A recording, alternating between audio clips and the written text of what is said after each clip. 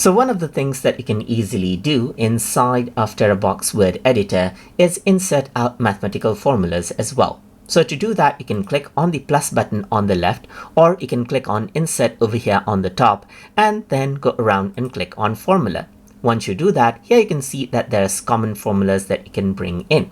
You can go ahead and choose whatever you want right here. And you can see that this is a square root formula right here, just like this. If I were to go around and type in 2 right here, this is what you have. Let's just add in 4 right here, just like this. And here you can see that this is a latex a formula, and you can go ahead and type in latex formula and it will be previewed out right here, and you can press OK and you'll be able to see this right here, just like this, as you can see. So you can go ahead and add in the formula as you like.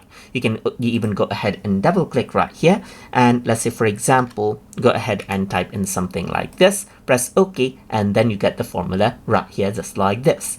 And that is how you can go ahead and insert out formula in document in Terabox word editor. So hope you guys learned something as always. And as always, please like, comment, share and subscribe.